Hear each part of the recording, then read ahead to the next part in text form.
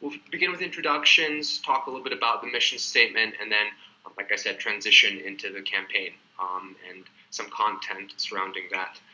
In the meanwhile, if you can't see me or you can't hear me, please do mention that in chat. We can take care of that. Otherwise, we'll proceed full steam ahead.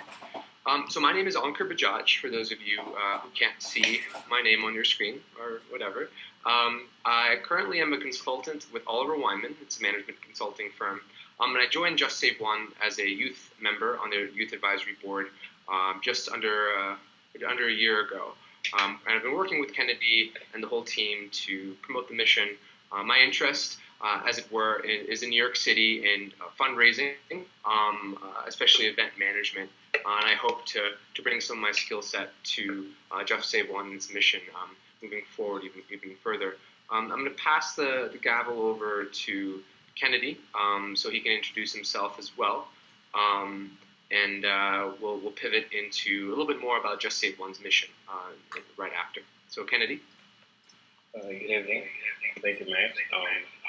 And Anchor. Yeah, my name is Kennedy Goy, and I was one of the founders of Just Save One ILC. And our main goal was to distribute water in different rural schools in different parts of the world. But for our focus for 2014 will be 20 schools in Kenya. The reason why I actually founded Just Save One is because I was personally affected by the lack of clean drinking water. And ever since I moved to the United States, I thought it was a great opportunity to help my community and lots of other people who might experience the same thing. Today, we begin a great initiative that will allow us to help 20 schools in 20 different locations in Kenya, and that will affect directly 12,000 students, administrators, and community members who live in the same schools. So that's just a nutshell of what we're trying to do today.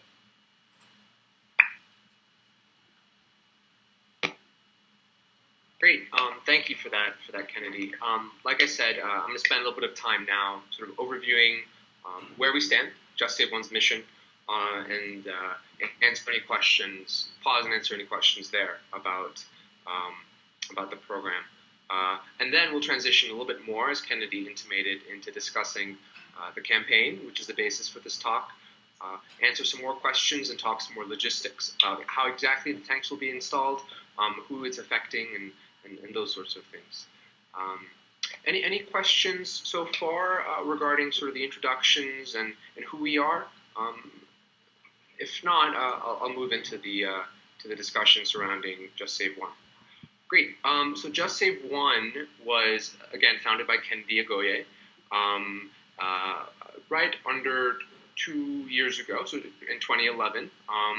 And it's a nonprofit organization that not only is committed to developing sustainable solutions to the water crisis in Africa, but also has a mission in raising awareness here stateside. I was connected to Kennedy through a close friend, and I personally have learned a lot more about the water crisis and have taken more of a vested interest in it as a result.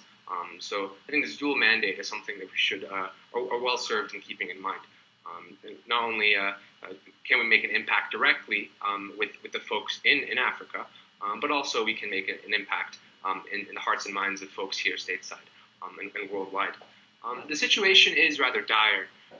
According to DoSomething.org, by 2025, 2/3 of the world population, or approximately 5.3 billion people, will suffer from water shortages. Right now, 1.1 billion people, or 1 in 6 people worldwide, don't have access to clean water. Due to an interest in learning, students walk the long distances without shoes or even school uniforms.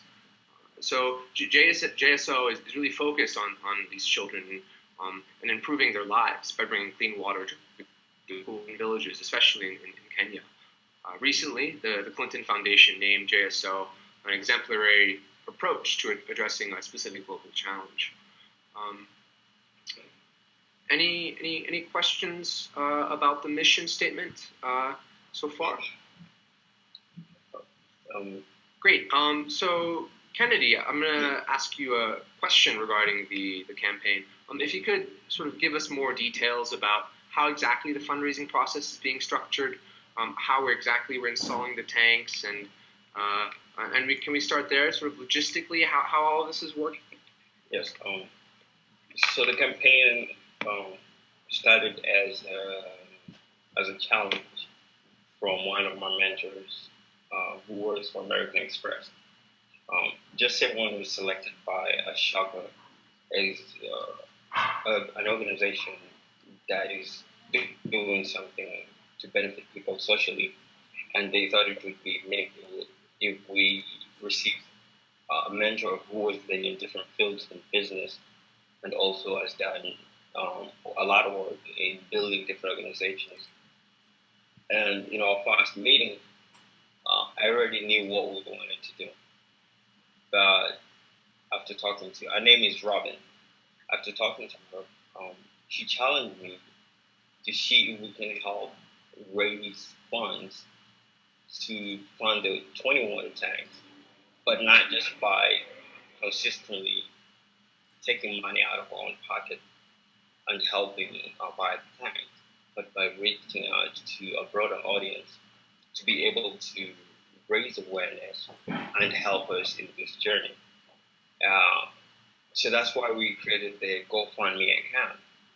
And I think it has been a very inspiring thing to see people who are not just donating money, but they're sending notes and just saying how they have not experienced the water shortages, but they really want to be a part of the solution. And just they want to give them that outlet. And providing those 20 water tanks will go a long way to just helping keep students in school. If you can imagine that on a day, a child spends close to 8 hours looking for clean water, that time should be spent in school. And that's why our goal is to provide the water tanks to the schools, in the school compound. It is much more safer, secure, and also the students are within their comfort zone. It gives them more time to study, it gives them more time to focus in school, and most importantly, they don't die before they're old enough to dream again. So the water tanks will go a long way to just help another generation of a community. And that's something that inspires not just myself, but just knowing that a lot of people are trying to be a part of something different. And just everyone gives them that. I heard a lot of really interesting stuff. Not only does the impact, sort of the immediate impact on kids being able to attend school, but sort of the lasting impact on their communities, their governments, and even the global stage. These kids attaining an education and being able to sort of leverage that education into real outcomes is really an inspiring mission. Could you talk a little bit more about how exactly this GoFundMe fundraising program works, and maybe a little bit about how we were brought to it? Let's start there at the very beginning, and then we can sort of go stepwise through the different steps of what you just talked about.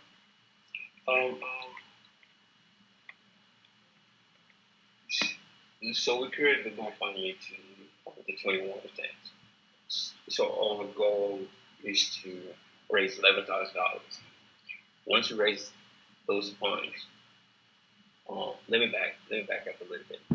If you look at our GoFundMe account today, you will see letters from principals in these different schools outlining the problems they face and why they're not able to afford a water tank. And since our goal is to provide immediate assistance, the schools are willing to fund the foundations for the water tank, but just everyone's goal is to fund the tank. The implementation phase is taken care of by the company providing the water tank. Um, I think I lost a little bit. Can you just repeat the question again? Right. No, I was just asking a little bit about how we approach the GoFundMe and that decision process. But I liked your response. It sounds like we have a partnership with local school districts or school units, however they're organized, such that we're sharing the implementation and even some of the costs of this. And that's, I think, very instrumental. Based on my experience, my reading, and my sort of conversations with friends and colleagues that have been on the ground, not only in Africa but worldwide, it's super important to have partnerships with local either NGOs or other governmental organizations for not only implementation in the immediate sense but also long term. And it sounds like that's exactly what's happening. Do you have any personal sort of stories to tell, or maybe we can draw some from our colleagues' experience on the ground regarding how it's like to work with these schools? Are they appreciative? How are they feeling in this process so far? When we talk about schools in Kenya, it is very personal to me because not only did I experience the effects of the lack of clean drinking water, but I can honestly say that I'm just lucky to be able to see another day. And the reason why we came up with Just Save One is because I was reminded that that particular night, when that particular night,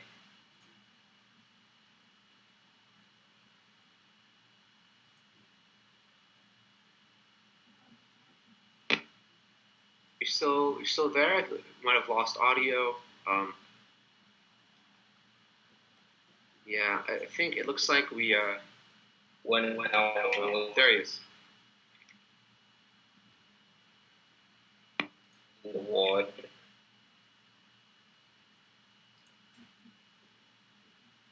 I couldn't feed myself.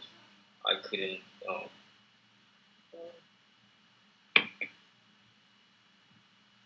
Max. All right, I'm back. Sorry. I was saying that it is personal to me because I remember that one particular night that I was in the bed, very sick. I couldn't feed myself, and at the same time, you're ashamed because you feel like you're abiding to other people. So instead of me personally studying an organization that will focus on the greater number, it's most important for me to put myself.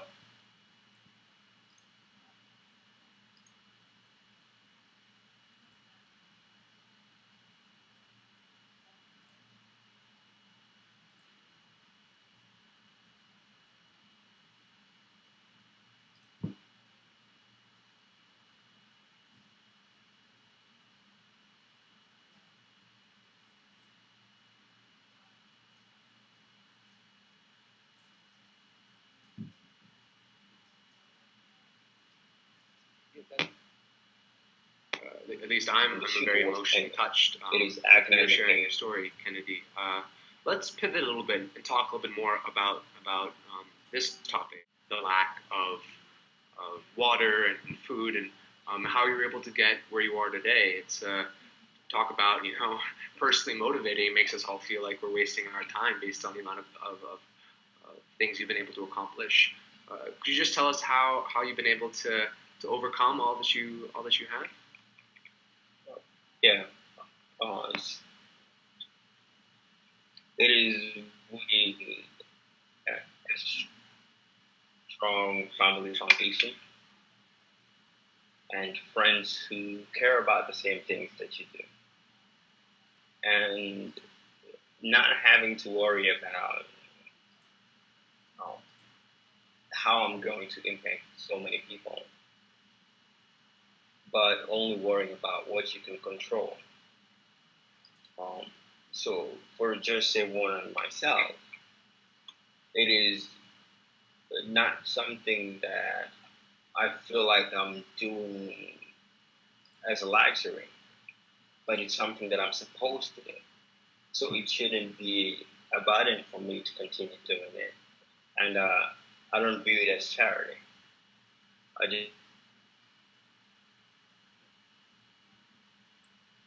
just view it as a necessity to other people.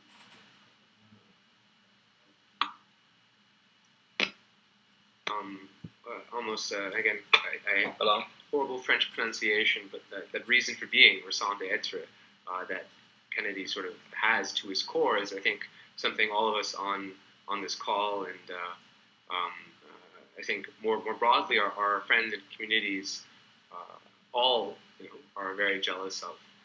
And the fact that you're able to overcome so much not only is a perfect example of the strength that you've been able to sort of channel and bring to bear, Kennedy, but I think is a perfect example of all the folks and kids would be able to touch in Kenya through the 20 Tanks campaign.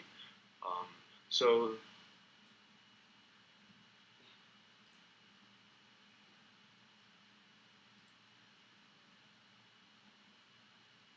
GoFundMe account. We'll share the link in chat. I think Nida will be able to help with that. But essentially, as she mentioned in chat, right under $500 is what it takes to fund a tank.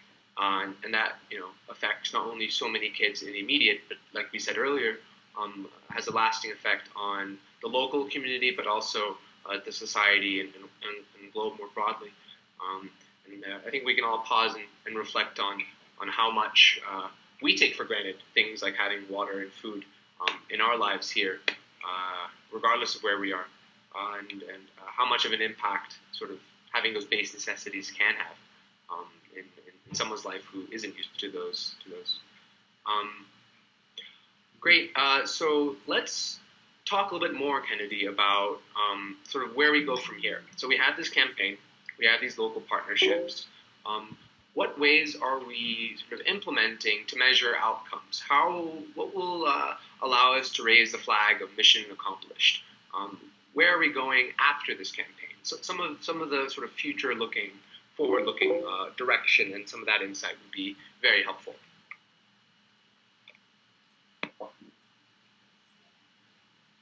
So from this year, 2014, we will be working with the schools after the provision of the tank, and we will work closely with them to see the growth of the school and the health of the students before and after school.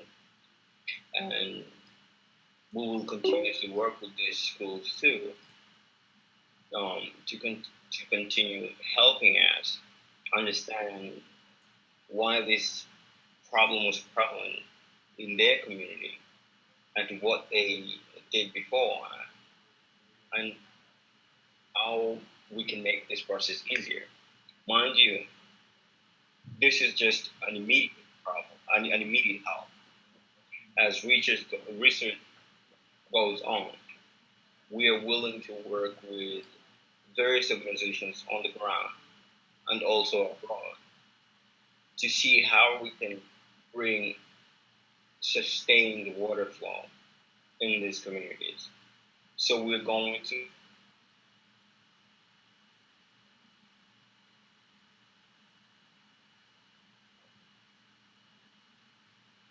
the time enough for them in the next few years. And in addition to that, what are they doing with the tanks? And we cannot just say one already did this, and the result was tremendous. Students started planting crops. They started selling the crops to their communities. We don't necessarily have to fund any other things because they're using the revenues from this farm that they have to do all this little maintenance project.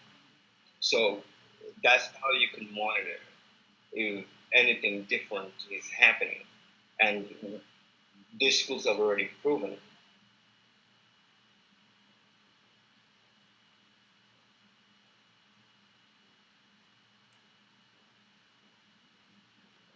for faith, and they take care of the rest.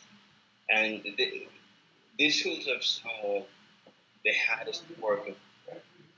You're talking about people who've gone for years uh, without having access to clean drinking water. And the way they react to things is like you giving them hope. This is probably my last chance. And it is just amazing the transformation that we have seen from the schools we have helped till this point. Now you have more students focusing on education. You have more funds being allocated to helping the students receive materials for education as opposed to treating somebody uh, from a waterborne disease. So all these things play a role in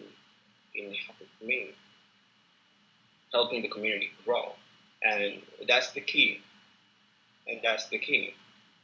If we can help someone utilize the resources that they have to make the community better,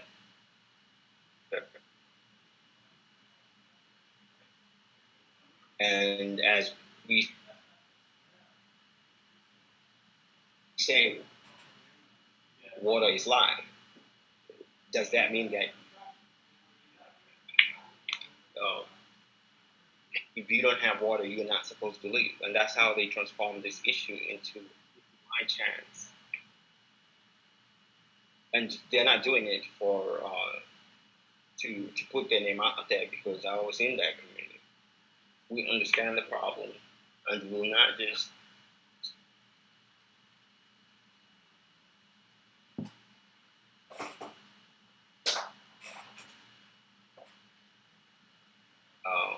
bring other people in understanding the problem. That galvanizes the whole community, and that makes the community grow even better. Um, so it's just monitoring the whole project within the next few years will probably not necessarily satisfy, uh, let's say, everyone.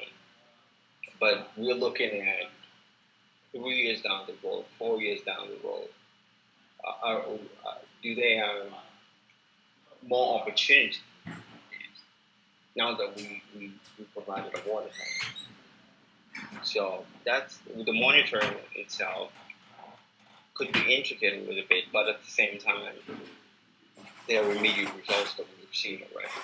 So yeah. For that, Kennedy. For those of us that just joined, we were just discussing sort of after the 20 Tanks campaign, which currently is Just Save One's focus for this year, sort of how we measure outcomes, what will be next steps, and how will we know there's a mission accomplished flag that we can raise. And from Kennedy's very, very articulate discussion of that, what I was able to distill, or what I felt was most poignant to me, was the fact that there's almost this entrepreneurial spirit that for spending the time to attend. I think, at least for me, this is a great way for even myself to learn more about how Just Save One is going to accomplish its goals within the 2010 campaign in Kenya, and more broadly speaking, how it's going to tie its campaign to its broader mission statement. I hope folks on the call have also learned a lot in that same vein. It looks like I think we'd be well served in refreshing some of the other questions that have been posed and I think answered by Nida, just for the sake of everyone.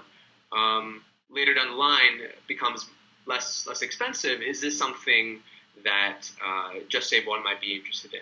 Or to put it more broadly, are we thinking about other avenues of technology that might be instrumental in bringing water to folks in Kenya and more broadly the developing world? What are your thoughts on that? That's actually a good question. Let me just start by answering the person who asked about Edward, I think, about the wells. Wells are not fitting for every single landscape. And one of the things we found out is the school in background primary school, they already had a well, but that well was not, they were not able to sustain water flow. It cost them more money, and it was not safe for them.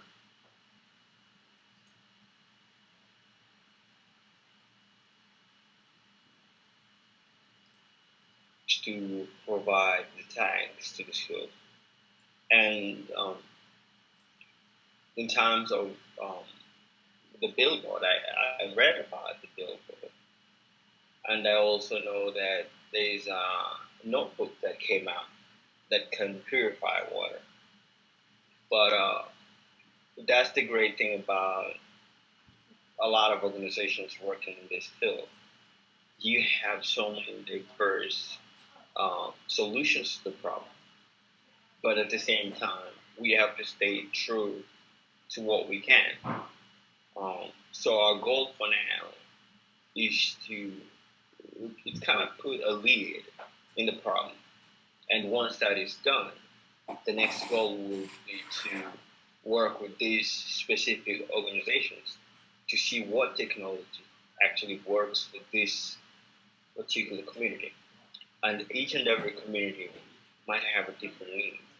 But it's something that I'm not saying that just everyone will do on their own, but I think it's better if we collaborate with these organizations to bring whatever is already in existence to this community.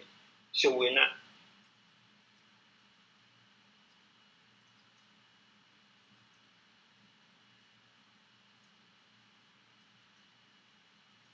something that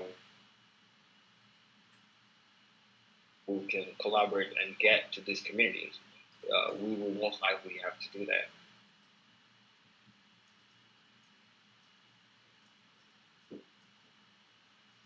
Has been trying to implement different strategies in Nepal and other struggling communities with engineering a water pump that sustains clean drinking water for I think a community of 40,000 or it's a lot of people.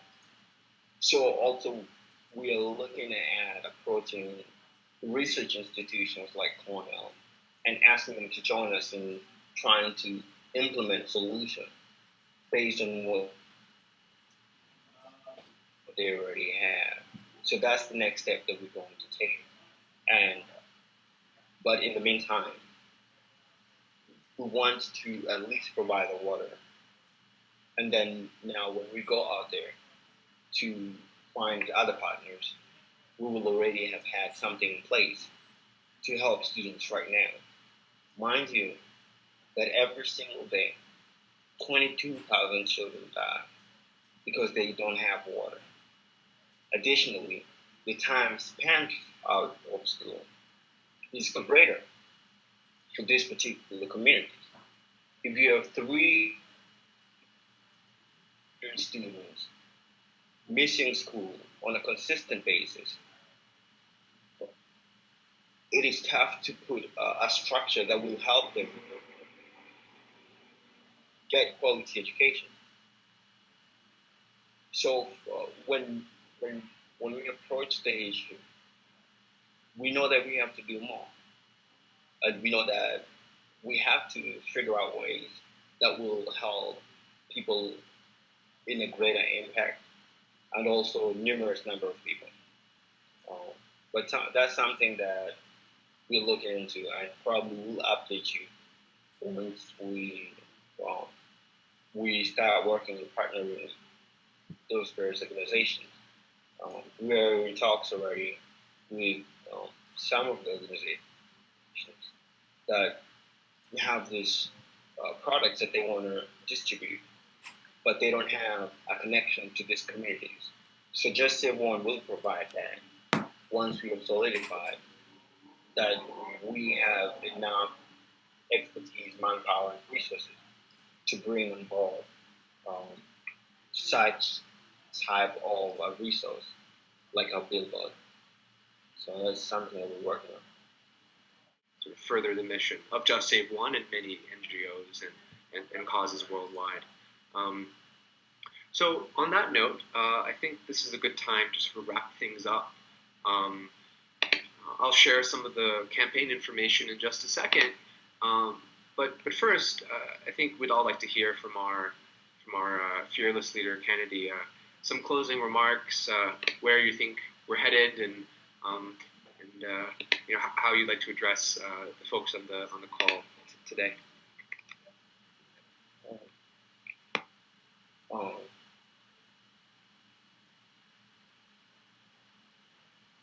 First of all, thank you for joining us today, and thank you, Max, for giving us another avenue to raise awareness on our projects and this issue that is just taking so many lives, and something should be done about it.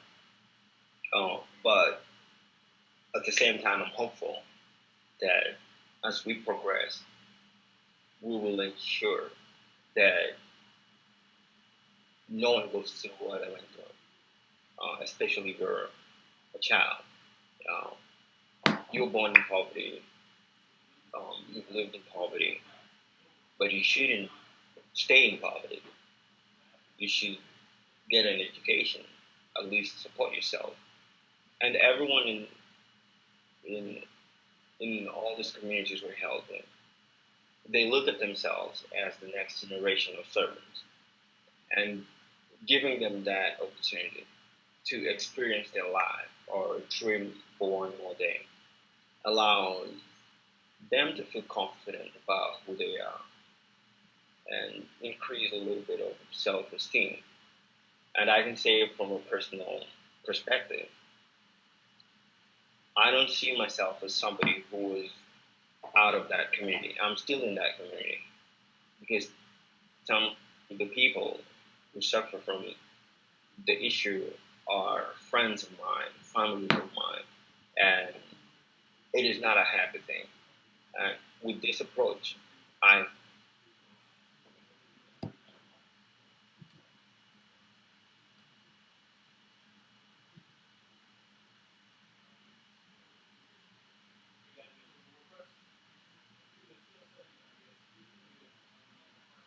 hope that to understand that there's always times of hardships and times of distraction, politically, religious, and all that.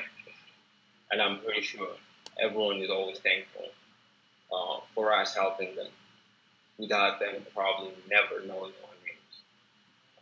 And it's just a great deal, and we're always appreciated to see that a lot of people are coming and joining forces to help us alleviate this problem. And yeah, thank you, Andre. Words to not only live by, but to integrate into our daily lives. And I think we all, again, Kennedy, share the hope of Just Save One's success, of the success of the 20 Tanks program in Kenya, and generally of making sure that these folks' lives that we're touching are improved, and they do have ripple effects on their communities and the country and the world more broadly, because what a success that would be. So I want to sort of turn to you folks on the line. If you're interested in what we've been talking about, obviously we're here to answer any questions over chat for a few minutes, and assuming it's all right, I think we can share our contact information on an email or note on the Facebook group to follow. But in the meanwhile, I think there's a great opportunity to contribute directly financially to the program through the GoFundMe link. And if Nida, if you could share that again, that'd be great. not only has an impact, again, in the immediate, but in the long term. And I think that's what we should be aware of. The few dollars that we can save and spare and devote to this campaign will have immeasurable impacts in the long run. And again, what a great success that would be. I want to, again, pause and thank Max and the Vonvo team. Thank you for hosting us today. Thank you to Kennedy, of course, for sharing your inspiring words, your personal stories, and letting us know where our money, time, and effort is going. Because I think it's very easy to forget in the very busy lives that we live. And let's work on this together. Thank you all again on the line for your time.